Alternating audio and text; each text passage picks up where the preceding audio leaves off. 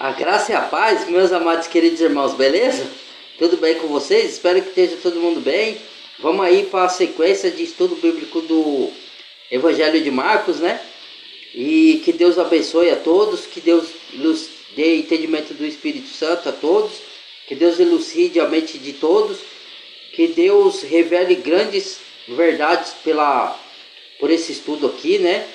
Que abra a mente espiritual, que eu sei que vai ter gente que não vai concordar com as interpretações que eu faço aqui. Lembrando que a interpretação não é minha, tá? Porque a interpretação é revelação que Deus dá para mim passar para os outros. Então não vem de mim. A interpretação eu não interpreto com a minha mente carnal. Eu uso e peço para Deus, antes de entrar no vídeo eu oro, peço para Deus me dar entendimento pelo Espírito Santo. Eu leio as Escrituras, oro, peço para o Pai que eu pregue segundo a vontade dEle. Que eu fale da palavra segundo a vontade dEle. Só que como algumas pessoas não estudam a fundo as Escrituras, ela não entende que às vezes o que eu falo está de acordo com a palavra. Por isso que eu falo, examine o que eu falo com a Bíblia.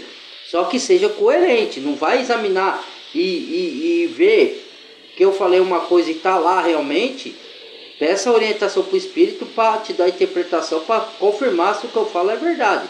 Não adianta você ir lá, viu que o que eu falei estava certo e falar, não, mas ele interpretou errado, eu interpreto do meu jeito.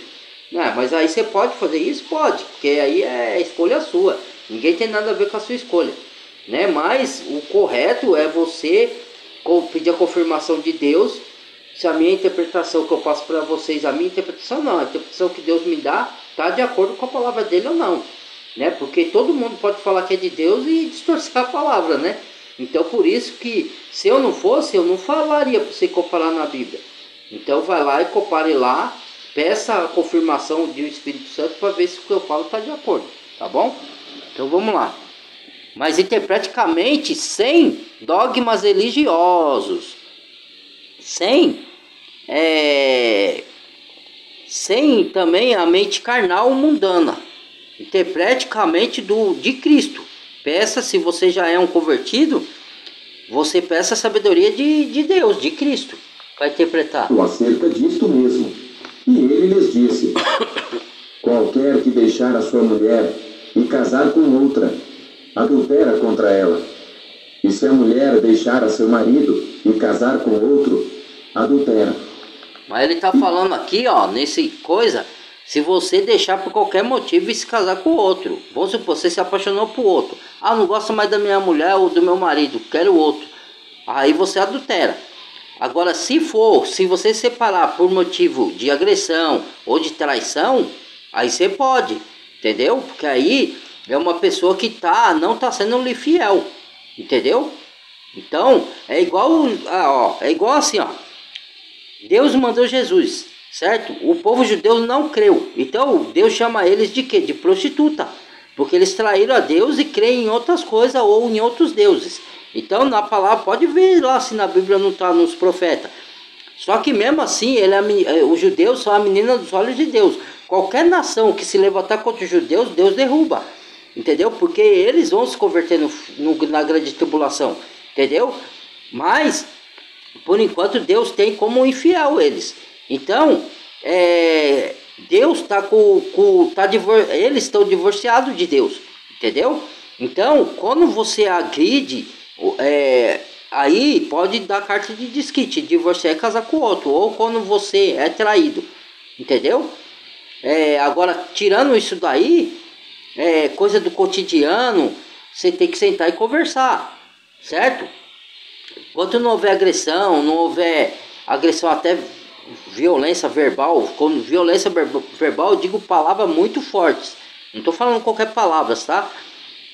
Você tem que se manter ali com o seu marido ou com a sua esposa. Não houver agressão, não houver traição ou agressão verbal pesada, vocês têm que sentar e se acertar e ficar, certo?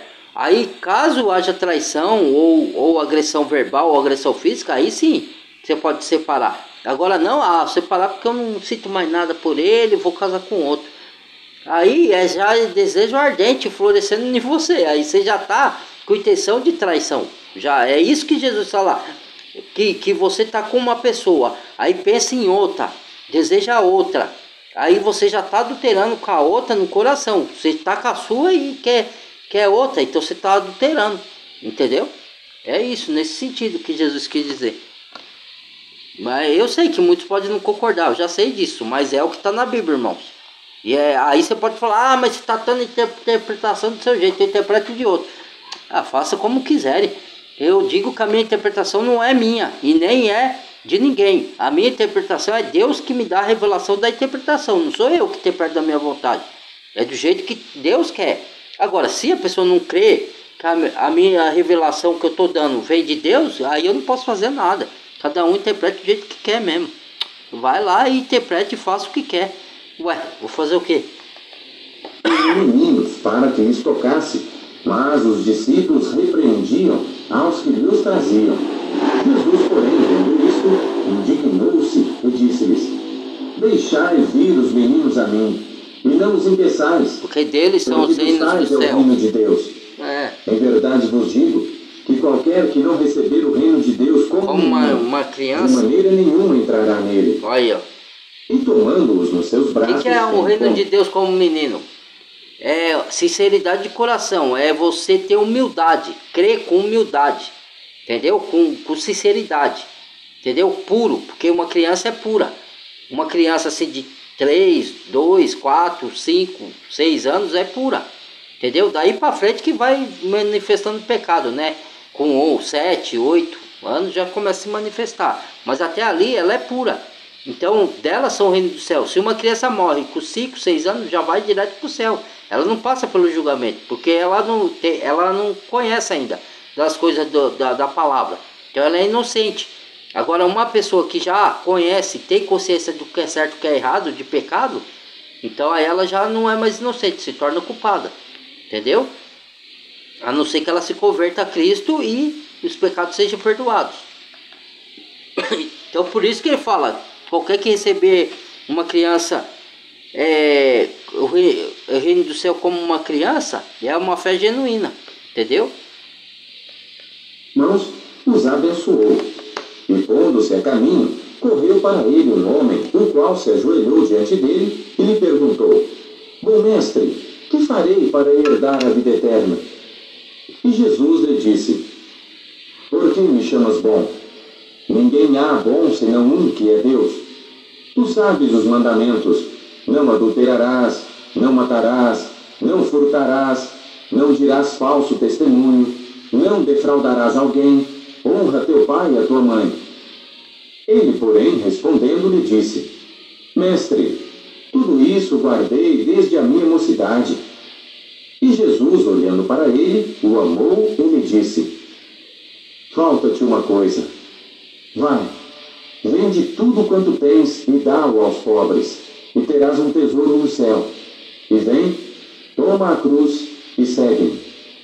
Mas ele, pesaroso desta palavra, retirou-se triste, porque possuía muitas propriedades. Então Jesus, olhando em redor, disse aos seus discípulos: Quão dificilmente entrarão no reino de Deus os que têm riquezas. E os discípulos se admiraram destas suas palavras.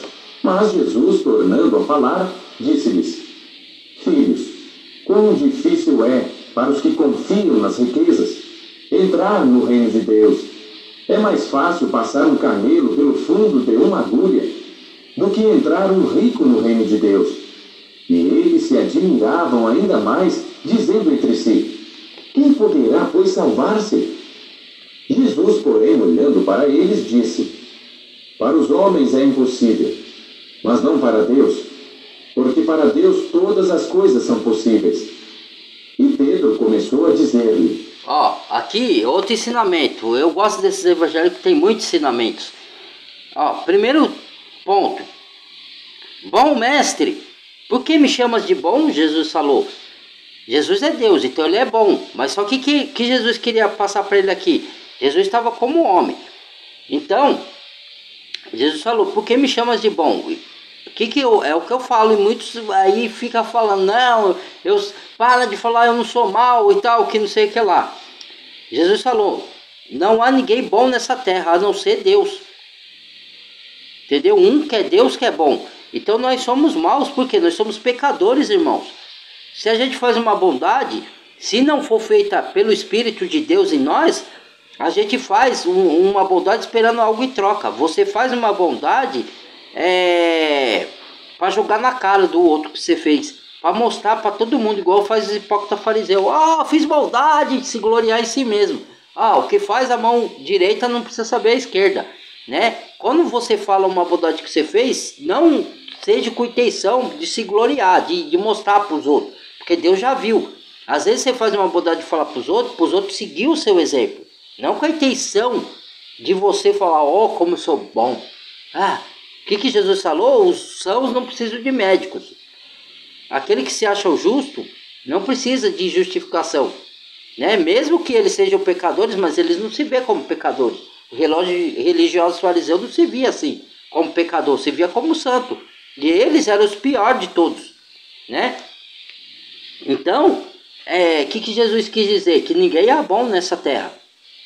Só Deus, entendeu? Aí eu falo isso e as pessoas se escandalizam.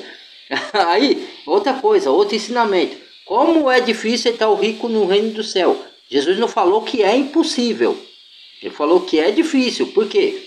Os homens, quando eles se apegam na riqueza, você viu que Jesus falou, venda tudo e dê para os pobres, terá uma herança, uma riqueza no céu. Lógico que Jesus falou para provar ele, né? Não que Jesus, se ele quisesse dar aos pobres, que nem foi, vou te dar um exemplo. O publicano, ele cobrava dinheiro de imposto acima do que era lícito. E aí tirava a parte dele e roubava, certo? Só que ele se arrependeu. E aí ele falou para Jesus, eu vou dar 3 vezes mais do que eu roubei para as pessoas. Aí Jesus fala assim, hoje teve salvação nessa casa. Aí fizeram até uma festa lá, né? Por causa disso, né? E aí o publicano fez festa e chamou todos os pobres, chamou todo mundo, convidou os discípulos de Jesus e tudo. Porque ele encontrou Jesus, entendeu? Então, ele se arrependeu, genuinamente. Entendeu? Aí entra também a oração do publicano e do religioso. O religioso estava orando, levantando os olhos ao céu, batia no peito, eu vou ao templo, eu dou o dízimo de tudo, que ganho, eu faço jejum não sei quantas vezes por dia, eu sou isso, eu. Aí ele estava orando dele para ele mesmo, não para Deus, mesmo que ele põe o nome de Deus. Entendeu? Isso é hipocrisia. Aí o publicano, não ousando levantar os olhos do céu, orou falando, Deus, tem misericórdia de mim, pecador. Aí Jesus falou, quem saiu justificado? Digo que foi o publicano. Porque aquele que se exalta a si mesmo, se acha que só porque fez isso, fez aquilo, ele é melhor que os outros, esse será humilhado, será perdido. E aquele que se humilha debaixo dos pés de Deus e reconhece as suas misérias, os seus pecados e tenta querer buscar a misericórdia de Deus para se consertar, esse será exaltado, será salvo. Entendeu? Então, você vê o contraste das coisas aí. Então, Jesus não disse que era impossível. Jesus estava fazendo um teste com o rico, certo? Se ele desse, depois ele ia conquistar de novo. Entendeu? Porque Deus provou o coração e viu que ele deu para os pobres. Entendeu? Mas a maioria não faz isso. Por isso que a carta de 1 Timóteo diz que o amor ao dinheiro é a raiz de todos os males. E nessa cobiça muitos se desfiaram da fé verdadeira. E se ultrapassaram a si mesmo com muitas dores. Veja aí, muitos que são ricos aí. Eles não são felizes verdadeiramente. Eles têm conforto. Têm prazeres. Mas dentro deles mesmo, lá dentro da alma, não tem a verdadeira felicidade. E eu provo isso que eu já vi ricos. E conheço ricos. Certo? Que alguns são amargurados. Você pensa que rico não tem problemas? Que é só o pobre? Vai nessa, viu? É diferente dos nossos, mas tem. Então, aí os discípulos perguntam, quem pode se salvar? Então, se ele não ele obedecia a todos os mandamentos e mesmo assim não se salva porque o coração dele está na riqueza. Aí Jesus responde, o que é impossível para os homens não é para Deus. Se ele se entregasse ao Senhor Jesus de todo o coração e fizesse o que Jesus pedia, ele seria salvo, porque é Deus que salva, não é você, nem seu dinheiro vai se salvar de nada, não vai salvar sua alma. O dinheiro que você tem, toda a riqueza, não vai salvar sua alma. Por isso que Jesus falou, que adianta ganhar o mundo inteiro e perder sua alma. Entendeu? Então ele não falou que é impossível o rico entrar no reino do céu. Ele disse que é difícil. E é mesmo, porque a maioria dos ricos põe o coração no dinheiro. E acha que o dinheiro vai te livrar de tudo. Tá, quantos não morreram na pandemia e tendo dinheiro? Livra, nada. Mas não adianta você falar, né? As pessoas, fazer o quê, né? Eis que nós tudo deixamos e te seguimos. E Jesus respondendo disse: em verdade vos digo, que ninguém há que tenha deixado casa, ou irmãos, ou irmãs, ou pai, ou mãe, ou mulher, ou filhos, ou campos, por amor de mim e do Evangelho, que não receba 100 vezes tanto, já neste tempo, aí, em casas, tá em irmãos e irmãs, e mães e filhos, e campos com perseguições, e no século futuro, a vida eterna. Com perseguições, se você largar tudo para seguir Jesus, o ensinamento, põe em prática, ou se ele te der missão e você põe em prática a missão que ele te deu, alguns vão ser chamados para missão, outros para andar na paz, no amor, na justiça, na verdade, e não corromper os seus princípios, não vender os seus princípios para ganhar cargos, ganhar dinheiro, ganhar promoções, entendeu? Você mantenha firme com os seus princípios, prefira ganhar o que você ganha, pouquinho, com Deus é muito, e o muito sem Deus não é nada. Entendeu? Não estou falando que você não pode subir de cargo, que você não pode ganhar mais, desde que seja de forma honesta, sem vender os seus princípios. Se tiver que vender os seus princípios, prefere ficar pobre. É o que eu faço. Entendeu? Porque mais vale eu andar nos caminhos de Deus do que ganhar o mundo e perder minha alma.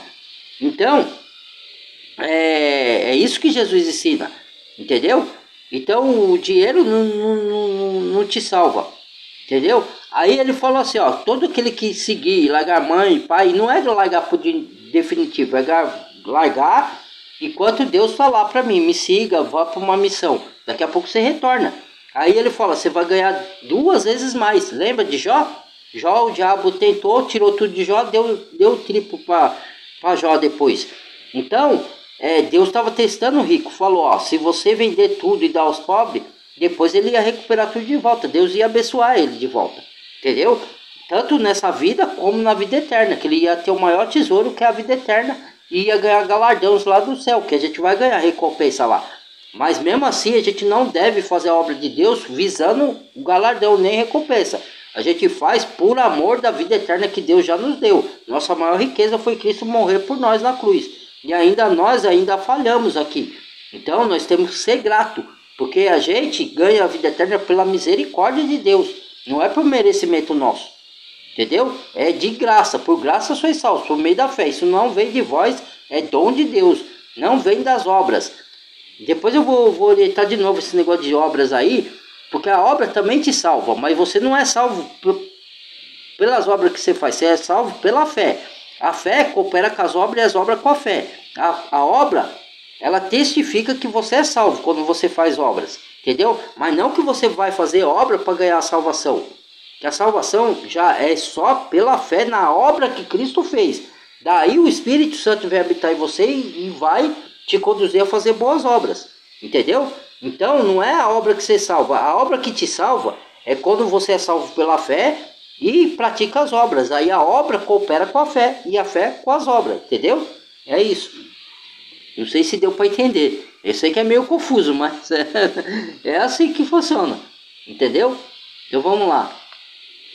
Porém muitos primeiros serão derradeiros, e muitos derradeiros serão primeiros. E iam no caminho subindo para Jerusalém. E Jesus ia... E essa passagem se conecta com aquela que eu falei, aquele que quer ganhar o mundo, perderá a sua alma. Aquele que perder a vida por causa de mim, vai ganhar a vida eterna. Aquele que se separar de mãe, de filho por causa de mim, vai lhe dar 2 vezes mais. Entendeu? Então, além da vida eterna, para essa vida Deus vai te abençoar também. Entendeu? Então é isso. Sim. E seguiam-no atemorizados. E tornando a tomar consigo os 12, começou a dizer-lhes as coisas que lhe deviam sobrevir, dizendo: Eis que nós subimos a Jerusalém, e o Filho do Homem será entregue aos príncipes dos sacerdotes e aos escribas, e o condenarão à morte, e o entregarão aos gentios, e o escarnecerão e açoitarão, e cuspirão nele, e o matarão. e ao terceiro dia ressuscitará. E aproximaram-se dele Tiago e João, filhos de Zebedeu, dizendo: Mestre, queremos que nos faças o que te pedirmos. E ele lhes disse: Que quereis que vos faça? E eles lhe disseram: Concede-nos que na tua glória nos assentemos um à tua direita e outro à tua esquerda. Mas Jesus lhes disse: Não sabeis o que pedis. Podeis vós beber o cálice que eu bebo e ser batizados com o batismo com que eu sou batizado? E eles lhe disseram: Podemos. Jesus, porém, disse-lhes: Em verdade, vós bebereis o cálice que eu beber, e sereis batizados com o batismo com que eu sou batizado. Mas o assentar-se à minha direita ou à minha esquerda, não me pertence a mim concedê-lo, mas isso é para aqueles a quem está reservado. E os 10, tendo ouvido isto... Ali, eles queriam se assentar ao lado de Jesus, né? Os últimos serão o primeiro serão os últimos. A gente veio para servir, não para ser servido. Eles não entenderam isso ainda. E aí, o que acontece?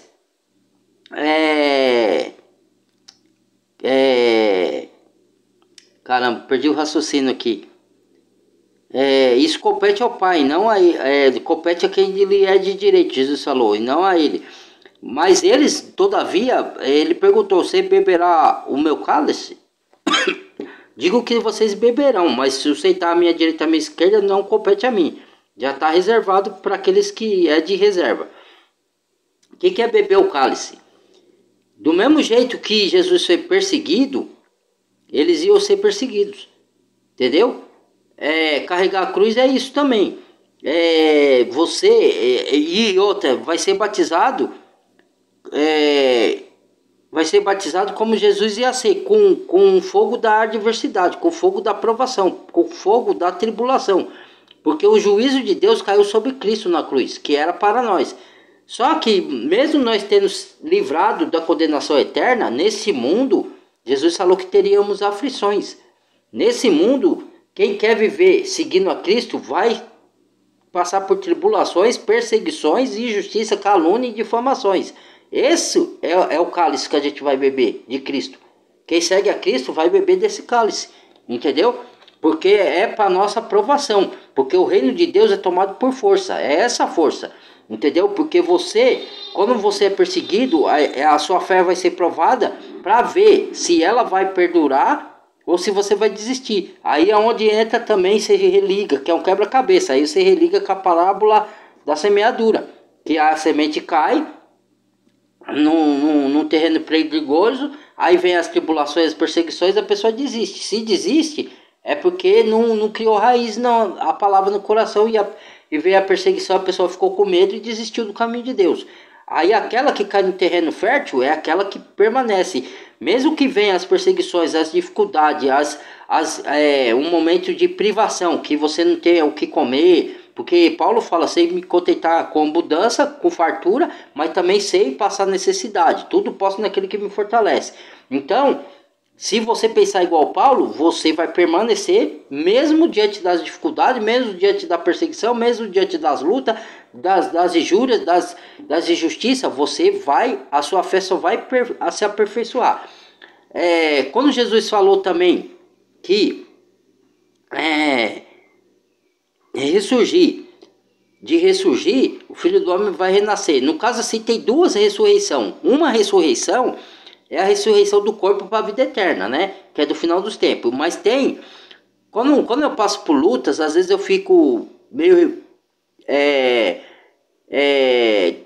oprimido, né, irmãos? Aí eu fico... Daqui a pouco eu sacudo a poeira, dou a volta por cima, e as pessoas costumam me dizer: Você ressurge da cinza, aí, Fernando?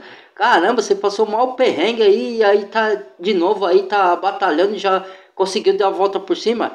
Essa é a ressurreição. É tipo você nascer das cinzas. Quanto mais a pessoa quer te derrubar, mais te persegue, mais a sua fé fica perseverante, mais você se fortalece. Isso é ressurgir da cinza. Às vezes a pessoa te ataca, ela te derruba de um lugar, certo? Você está numa empresa, um exemplo só, tá? Pode ser qualquer situação. Aí a pessoa fala assim: eu vou te derrubar daqui, aí te derruba. Aí você perde o emprego e conquista o outro até melhor. Aí você batalha, vai atrás de outro, aí Deus te abençoa com o outro até melhor do que... Isso é ressurgir da cinza. Aí a pessoa pensou que te derrubou, e aí você teve fé e perseverança, foi atrás de outro emprego, Deus te abençoou. Isso quer dizer ressurgir da cinza. É você, a sua fé te capacitou e deixou você mais forte do que a pessoa pensou que tinha te derrotado. Então ela se enganou, ela se ferrou. Aí quando ela te vê ali, pô, mano, ô caramba, você tá bem, hein? Saiu de lá, arrumou uma coisa melhor. É, pra você ver, né? É o meu Deus que fez isso por mim. O diabo fecha uma porta, Deus abre outra. É assim que eu respondo. Deus abre duas, abre 10. Melhor do que a outra. Pronto, aí a pessoa fica com a cara no chão. Aí se conta Tiago e João. Mas Jesus, chamando-os a si, disse-lhes: Sabeis que os que julgam ser príncipes dos gentios, deles se assenhoreiam, e os seus grandes usam de autoridade sobre elas. Mas entre vós não será assim. Antes, qualquer que entre vós quiser ser grande, será vosso serviçal. E qualquer que dentre vós quiser ser o primeiro, será servo de todos. Porque o Filho do Homem também não veio para ser servido, mas para servir e dar a sua vida em resgate de muitos. Em resgate de muitos, não de todos.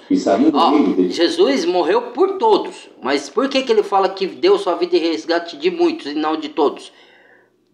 A gente lê a palavra, a gente tem que prestar atenção na palavra. Por isso que muitos se enganam e às vezes até me julga e fica falando. Outro dia falaram que eu mandei ninguém pro inferno, que eu mandei pro inferno.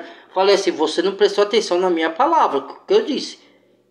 O que Jesus disse, eu repeti o que Jesus disse, que se, olha a palavrinha aí, se a pessoa não se arrepender, ela vai ser condenada. E é a própria Bíblia que diz isso. Quem crê, for batizado, será salvo. Quem não crê, será condenado. Foi Jesus que falou isso. Entendeu? Então, se, eu usei o se, aqui é a mesma coisa. Entendeu? Então, você tem que ter a palavra, ler a palavra do jeito que tá. Você não pode tirar sílaba ou acrescentar. Você tem que estar lá e prestar atenção no que você está lendo. Com seus discípulos e uma grande multidão, deixa eu ver aqui. E dar a sua vida em resgate de muitos. Depois foram para Jericó. E saindo ele de Jericó com seus discípulos e uma grande multidão, Bartimeu, cego, filho de Timeu, estava sentado junto. Ninguém quer servir, só quer ser servido. E ouvindo que era Jesus de Nazaré, começou a clamar e a dizer: Jesus, filho de Davi, tem misericórdia de mim. E muitos o repreendiam para que se calasse. Mas ele clamava cada vez mais: Filho de Davi, tem misericórdia de mim. E Jesus, parando, disse que o chamassem. E chamaram o cego, dizendo-lhe: Tem bom ânimo, levanta-te que ele te chama. E ele, lançando de si a sua capa, levantou-se e foi ter com Jesus. E Jesus, falando, disse-lhe: Que queres que te faça? E o cego lhe disse: Mestre, que eu tenha vista. E Jesus lhe disse: Vai, a tua fé te salvou. E logo... Aí, tá vendo? Jesus, como ele prova a fé das pessoas, o cego está clamando: Filho de Davi, tem misericórdia de mim. E Jesus já tinha visto que ele era cego. Aí Jesus vai perguntar: o que queres que te faça?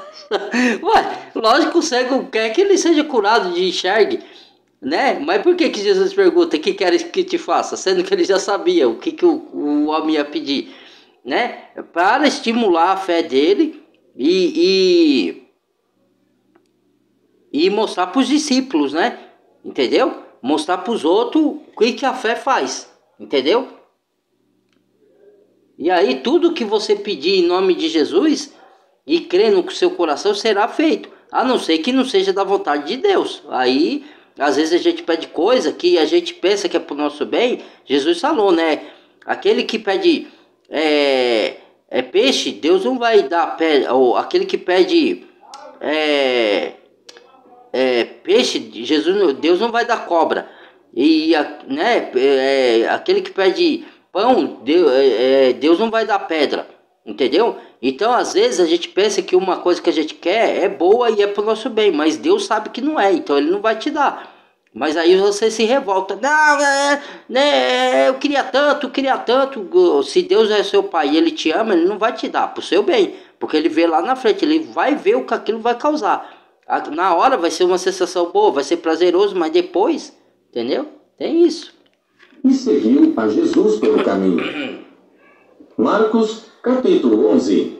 E logo que se aproximaram de Jerusalém, de Betfagé e de Betânia, junto do Monte das Oliveiras, enviou 2 dos seus discípulos e disse-lhes: Ide à aldeia que está defronte de vós, e logo que ali entrardes, encontrareis preso um jumentinho, sobre o qual ainda não montou homem algum. Soltai-o e trazei-mo. E se alguém vos disser: Por que fazeis isso? Dizei-lhe que o Senhor precisa dele, e logo o deixará trazer para aqui. E foram, e encontraram o jumentinho preso fora da porta, entre 2 caminhos, e o soltaram. E alguns dos que ali estavam lhes disseram: Que fazeis soltando o jumentinho? Eles, porém, disseram-lhes como Jesus lhes tinha mandado, e deixaram-nos ir. E levaram o jumentinho a Jesus, e lançaram sobre ele as suas vestes, e assentou-se sobre ele. E muitos estendiam as suas vestes pelo caminho, e outros cortavam ramos das árvores, e os espalhavam pelo caminho. E aqueles que iam adiante, e os que seguiam, clamavam, dizendo: Hosana! Bendito que vem em nome do Senhor! Bendito o reino do nosso pai Davi, que vem em nome do Senhor! Hosana nas alturas! E Jesus entrou em Jerusalém, no templo, e tendo visto tudo em redor, como fosse já tarde, saiu para Betânia com os 12. E no dia seguinte, quando saíram de Betânia, teve fome.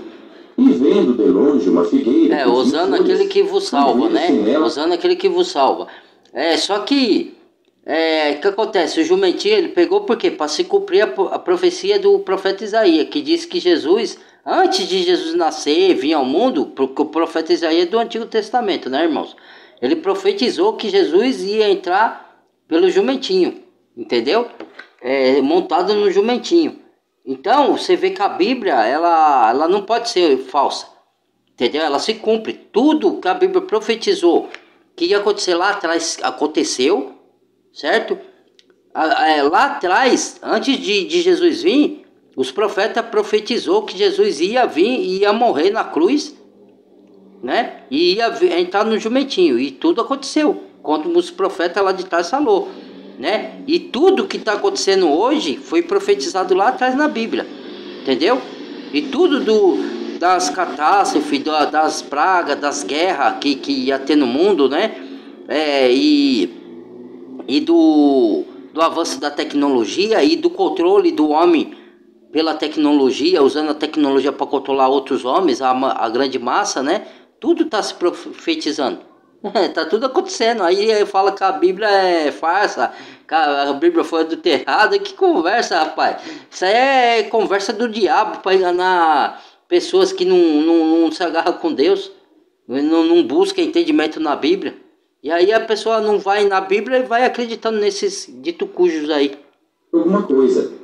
E chegando a ela, não achou senão folhas, porque não era tempo de figos. E Jesus, falando, disse à figueira: Nunca mais coma alguém fruto de ti. E os seus discípulos ouviram isto. E vieram a Jerusalém. E Jesus, entrando no templo, começou a expulsar os que vendiam e compravam no templo. E derrubou as mesas dos cambiadores e as cadeiras dos que vendiam pombas. E não consentia que alguém levasse algum vaso pelo templo. E os ensinava, dizendo: Não está escrito: A minha casa será chamada por todas as nações casa de oração? Mas vós a tendes feito covil de ladrões. E os escribas e príncipes dos sacerdotes, tendo ouvido isto, buscavam ocasião para o matar, pois eles o temiam, porque toda a multidão estava admirada acerca da sua doutrina. E sendo já tarde, saiu para fora da cidade. E eles, passando pela manhã, viram que a figueira se tinha secado desde as raízes. Aqui tem 2 ensinamentos. O templo de Jerusalém, lá tinha o templo. Ainda Jesus não tinha profetizado a derrubada do templo no ano 70, né? de mais pra frente ele fala, ó, derrubar esse templo e eu levantarei em 3 dias. Aí rirem dele, nós levamos 46 anos para erguer o templo, você vai construir em 3 dias. Mas Jesus estava falando da ressurreição do corpo dele e que ele ia habitar dentro das pessoas agora, pela fé, entendeu? Não haveria mais templo. E tanto por quê? Por causa das corrupções, que o homem pegaram e transformaram o templo em casa de ladrão, que nem Jesus falou, e comércio, casa de comércio. Entendeu? E a casa de Deus era para oração, comunhão entre os irmãos e para apresentar seus sacrifícios. Entendeu? Mas aí transformaram em casa de comércio covil de ladrões, que nem Jesus falou aí. Outra coisa, a figueira, ela simboliza Israel. É tudo figura, ó. Tá vendo? É que as pessoas lêem a Bíblia correndo, então ela não pede o discernimento de espírito e a sabedoria que vem de Deus. Aí ela interpreta com a carne e é onde erra e quer falar que os outros que interpretam com o espírito tá errado. A figueira representa Israel. Quando não teve fruto lá, quer dizer que o povo na época no tempo de Jesus não creu nele. Então elas não deram fruto. Então ela vai se converter lá na grande tribulação, no final dos tempos. Então Jesus falou, corta, não dê mais fruto. Entendeu? Só que Jesus ele vai enxertar de novo a figueira, que elas vão vir crer. Então por isso que tem outro evangelho lá, eu não sei se é carta ou se é evangelho, não lembro agora. Acho que Paulo falando em Romanos, né? Carta aos Romanos. Que Paulo fala assim, vós que foi enxertado, que é os gentios, né? Que para provocar ciúmes em Israel, Deus fez isso para provocar ciúmes porque eles não creram. Aí Deus levou o evangelho através de Paulo para os gentios. E Paulo tornou doutor dos gentios, né? E aí o apóstolo Paulo. E aí o evangelho foi se espalhando. Então, só que ele fala, e vós gentios não se gloriarei, não zombais de Israel, porque assim como Deus o cortou provisoriamente, ele pode muito bem cortar a gente. Então, se ele cortar agora, aí você vai ser queimado, aí vai para perdição. Então, a gente tem que ficar do lado de Israel. Você vê as guerras aí, tem gente defendendo o Hamas, entendeu? Você não sabe o que está fazendo defendendo o Hamas, porque você está indo contra o povo de Deus. Que Israel, mesmo estando em desobediência e Deus chamando de prostituto, Deus vai enxertar ele de novo e vai fazer eles se converterem. Eles vão se converter, entendeu? Então a pessoa não sabe nem o que está fazendo. Por isso que Deus na cruz falou, Jesus falou, Pai, perdoai, eles não sabem o que fazem. Que nem crucificaram Jesus, eles não sabiam o que estava fazendo. Mas tinha que acontecer a crucificação para Jesus pagar nosso pecado. Mas as pessoas faziam sem saber, entendeu? Ela não tinha consciência do que estava fazendo. Estava crucificando o Filho de Deus. Para ela podia ser mais um profeta, para ela podia ser um homem sábio, para ela podia ser, né, um monte de coisa, menos Filho de Deus, enviado por Deus.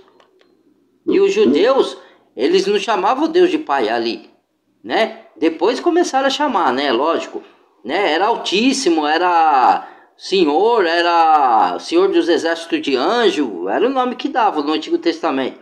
Depois começaram a chamar Deus de pai, mas muitos se escandalizavam quando tinha isso aí. Se disse-lhe, Mestre, eis que a figueira que tu amaldiçoaste se secou. E Jesus respondendo disse-lhes, tende fé em Deus, porque... Ele chamava Abraão de pai, né? Somos filhos de Abraão, né? Vos digo que qualquer que disser a este monte, ergue-te e lança-te no mar, e não duvidar em seu coração, mas crer que se fará aquilo que diz, tudo o que disser lhe será feito. Por isso vos digo que todas as coisas que pedirdes orando, crede receber e tê-las eis. E quando estiverdes orando, perdoai se tendes alguma coisa contra alguém, para que vosso Pai que está nos céus vos perdoe as vossas ofensas. Mas se vós não perdoardes, também vosso Pai que está nos céus vos não perdoará as vossas ofensas. Olha aí, não sou eu que estou falando, hein? Está na palavra. E andando... Se não por perdoar-vos, porque Deus nos perdoou, a gente não pecou gravemente com Deus também, a gente não fez coisa errada, não fez abominações. Então, Deus nos perdoou, que a gente se arrependeu. Então você tem que perdoar quem te ofende. É difícil? É, mas se você entregou a vida para Jesus, você não perdoa na hora, mas com o tempo Deus vai te botando amor no coração por meio do Espírito Santo. Você vai lendo a Bíblia, aí você vai ter o dom e a capacidade que Deus vai te dar de perdoar. Entendeu? Que mais que eu ia falar aqui? Ele falou ali do que mesmo? De mover montanhas. Mover montanhas hoje é um simbolismo de você andar pelos problemas. E qual o Pedro andar sobre as águas? Você vai andar sobre os problemas e ter fé que tudo vai se resolver em nome de Jesus na sua vida. Entendeu? Isso que é, você falar, montanha, tem alguma coisa te bloqueando, algum gigante, alguma montanha, sai do meu caminho em nome de Jesus, que eu quero passar. Jesus, lança-se fora daqui. Aí os problemas se dissipam, entendeu? Vai ficar mais leve. Vai ter o problema, mas vai ficar mais leve. E ele vai se dissipar uma hora. Uma hora ele vai sumir. No templo, os principais dos sacerdotes e os escribas e os anciãos se aproximaram dele e lhe disseram: com que autoridade fazes tu estas coisas? Ou quem te deu tal autoridade para fazer estas coisas? Mas Jesus respondendo disse-lhes: também eu vos perguntarei uma coisa, e respondei-me, e então vos direi com que autoridade faço estas coisas. O batismo de João era do céu ou dos homens? Respondei-me. E eles arrazoavam entre si, dizendo: se dissermos do céu, ele nos dirá: então, por que o não crestes? Se porém dissermos dos homens, tememos o povo, porque todos sustentavam que João verdadeiramente era profeta. E respondendo disseram a Jesus: não sabemos. E Jesus lhes replicou: também eu vos não direi com que autoridade faço estas coisas. Capítulo 12. E começou a falar-lhes por parábolas. Um homem plantou uma vinha e cercou-a de um valado, e fundou nela um lagar, e edificou uma torre e arrendou-a a uns lavradores e partiu para fora da terra. E chegado o tempo, mandou um servo aos lavradores para que recebesse dos lavradores do fruto da vinha. Mas estes, apoderando-se dele, o feriram e o mandaram embora vazio. E tornou a enviar-lhes outro servo, e eles, apedrejando-o, aqui os servos são os profetas. Mandaram matar os profetas. Presta atenção. O Senhor da vinha é Deus. E ele enviou os profetas para avisar que se a pessoa não se converter vai vir juízo. Aí mataram os profetas. Aí mandou outros profetas. Vamos lá continuar. E o mandaram embora, tendo-o afrontado. E tornou a enviar-lhes outro, e a este mataram. Mataram todos. E a outros muitos, dos quais a uns feriram, outros e a outros mataram. Tendo ele, pois, ainda seu filho amado, esse é Jesus, enviou Jesus, filho do rei. Ao menos terão respeito ao meu filho. Mas aqueles lavradores disseram entre si: este é o herdeiro, vamos, matemo-lo, e tomamos a herança. Olha lá. E pegando dele, o mataram e lançaram fora da vinha. Que fará, pois, o Senhor da vinha? Que fará, pois, Deus? E destruirá os lavradores, e dará a vinha a outros. Ainda não lestes esta escritura? O Senhor a pedra que os dos lavradores rejeitaram, esta foi posta por cabeça de esquina. Isto foi feito pelo Senhor, e é coisa maravilhosa aos nossos olhos. E buscavam prendê-lo. A pedra de esquina é Cristo, tá? Como alguns perguntam, Jesus se dá vários nomes. Emanuel, que significa Deus conosco, né? Muitos não sabem, alguns sabem, tá?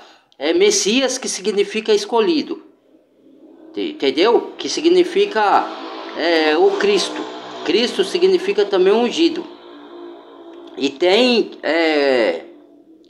e Jesus é um nome comum que todos têm lá, né?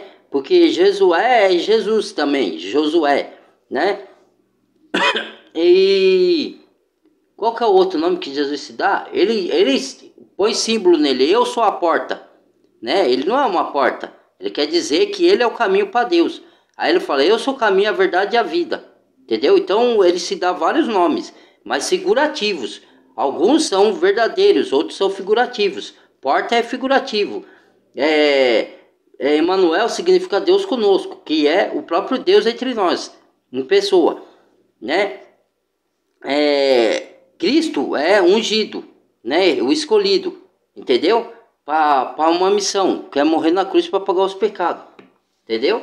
Tem toda essa aprendizagem aí, né? Então vamos parar por aqui e vamos para outro, mais o último vídeo. Acho que é 5 vídeos, irmãos. Muito obrigado, compartilhe o vídeo, deixa o like, badalhe o sininho de todas e bem-vindo aos novos inscritos. Deus abençoe a todos vocês que acompanham o meu vídeo. Que Deus derrame bênção sem medida na vida de todos, muita paz, muito amor por vocês mesmos, pelo próximo, que tenha muita caridade com vocês e vocês com o próximo, e que Deus derrame chuva de bênção na vida de todos, e principalmente as bênçãos que eu desejo, salvação eterna para alguns que ainda não entregou a vida para Jesus, e bênçãos de conhecimentos espirituais que Deus dê para vocês entenderem as coisas. Porque o conhecimento é poder. E o conhecimento é melhor que dinheiro, de que muito ouro. Tá? Porque o dinheiro você não vai levar para o céu. O conhecimento vai ser um das coisas que vai te direcionar à vida eterna. Vai ser uma. Não é aquele conhecimento que te salva. Tá? Por isso que o Senhor Jesus falou: conhecereis a verdade, a verdade vos libertará. Estudais as escrituras, porque saber tendes nela a vida eterna. Entendeu? Aí conhecimento de quem é Cristo, de quem é Deus, vocês conhecem pelas escrituras. E o conhecimento da palavra, da sabedoria, para você direcionar sua vida de acordo com o que a palavra de Deus te conduz e te ensina.